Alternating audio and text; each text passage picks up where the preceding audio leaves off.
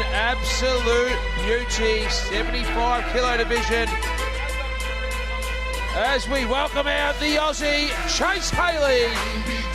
This man, known for his very, very imposing strike, stand the man Longinides. The Aussie, Chase Haley. And a very, very hard hitter, wanting to make a statement tonight in front of his home crowd, taking on the Turkyilmaz.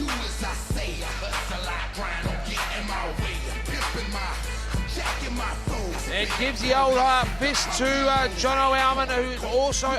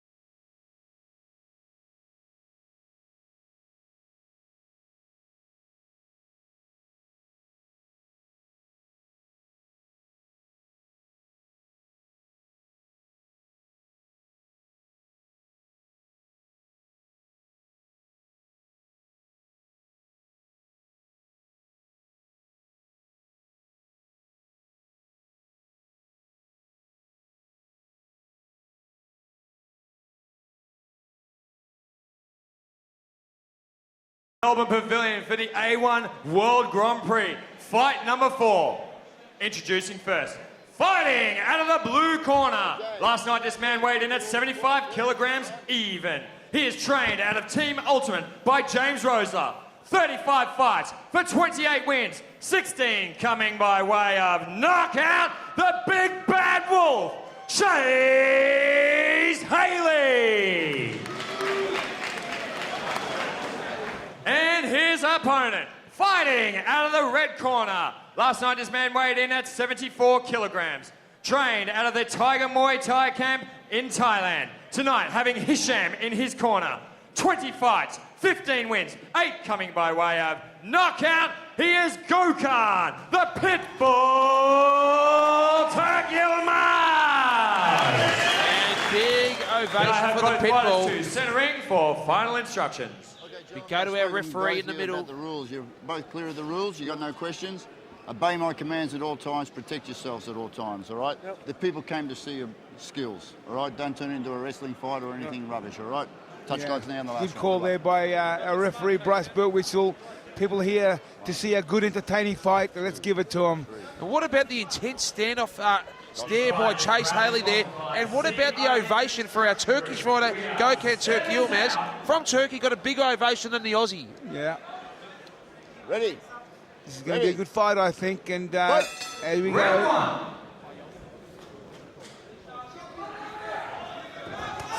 We'll expect a lot of power early. These are two guys who don't leave. Nice knee by Chase, another knee by Chase. Both hands. Boom. All right. Being warned, you gotta. If you hit him with that, I'm going to take a point off you. Well, warning from our referee to the Aussie. Modified Thai rules here. Can't hold on for the knees. Gokhan Turkyilmaz, he comes out hard and aggressive in the he's Muay taking Thai some clinch. knees. You can't take too many of those. Another one by Chase. Hardly the Aussie. Time. I understand it's hard with one hand, all right? But if you grab him with two hands and your knee, I'll take a point off you. So the Muay Thai rules of the clinch one of the disturbing rules for me, modified Muay Thai rules is you can only hold with one hand when you throw the knee, which is ridiculous, really, in my opinion. But anyway. Especially for someone like Chase, who both of them have trained in Thailand recently for a fair while.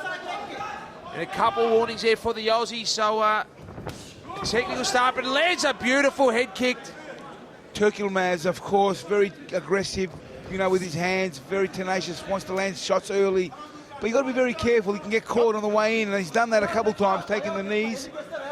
And we saw him in Istanbul, Turkey. He came out very strong and hard, and it was one of our fights of the nights, but really giving away a fair bit of reach here to the Aussie. And I think he might have been hurt from those knees early on, Stan. Let's see how he is in this next minute. I seen something in Chase Haley. I saw a nice, swift, nice, short left hook there.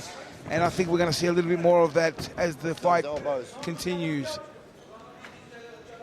not showing it that often. That's what I like about Chase. You know, if he's favouring that left hook, he's not throwing it that often. He's saving it for the right time to catch the Turk. Oh! There's the knee. I said that knee's going to be a trouble for him, and he's obviously having a hard time dealing with it. Takes the full count there by referee Bryce Birtwistle. He copped the fuel. Oh, Chase comes lunging. Just got out of the way, a Turkish fighter. Oh, and he attacks though. Crowd absolutely going berserk. Chase Haley wants to land that knee again. Turkyilmaz. And just really taking advantage of his height reach here. Throws another knee to the body. But wrapping him up is Gokhan Turkyilmaz. I don't think Turkyilmaz is on clear vision right now. He's still a bit unstable from those shots he's taken. Trying to contain himself and get his mindset together again. Can the Aussie Chase Haley finish his fight? That was a big, big knockdown here, giving him some time to recover. He's fighting smart. Chase Haley, I like what I see. He's composed, he doesn't get too excited, he doesn't rush too often, he's picking his shots carefully. And impressively though, Turkyilmaz doing some of the attacking here and putting Chase against the ropes there, but eats a kick at the body. He's got to be careful, Turkyilmaz, here, because I'm seeing he's got a bit of a sucker for that knee. He's ducking down, and we might go to the corner there and see what our red corner do say to Gokhan Turkyilmaz here, because he's in a lot of trouble.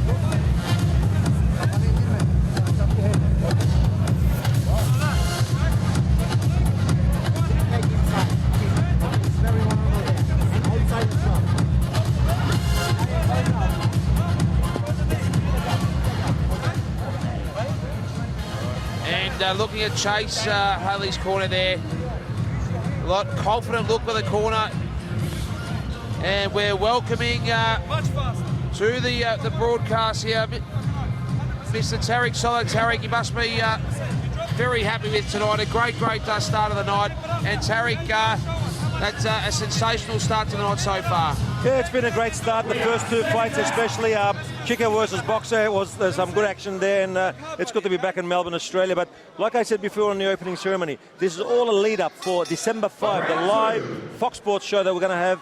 First time live kickboxing on Fox Sports on December 5. And we also had your Istanbul show, and both boys going to town early in this second round. Two very, very big hard hitters here, Tariq. You must be impressed with this fight so far. Two of the hardest hitters at the 75 kilo division in the world. That's right. Chase Haley has fought for us a few times, and I tell you what, he's hungry for a win. He really wants to get a win here today, and Gokhan Turkyilmaz, living in Queensland, travelling the world at the moment, fighting all around the world, cage fights and kickboxing fights. He is also always ready for anything dangerous to come up from.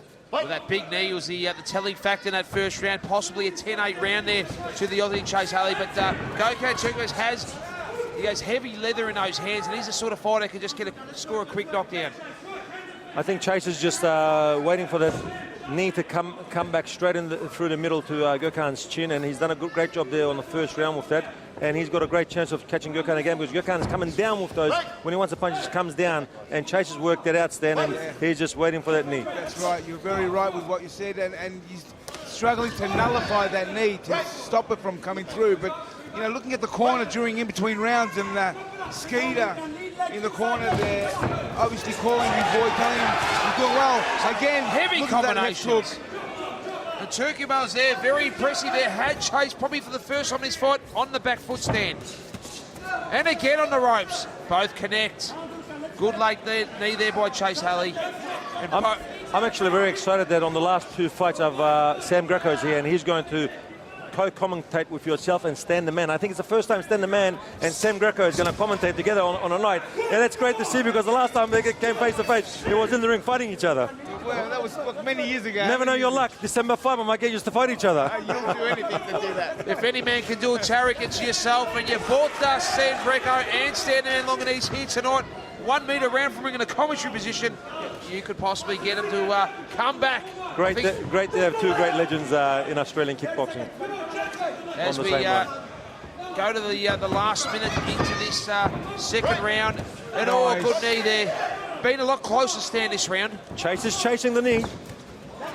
Yeah, and looking for it probably too often at this point in time. I think he should mix it up a little bit more, come with it unexpectedly.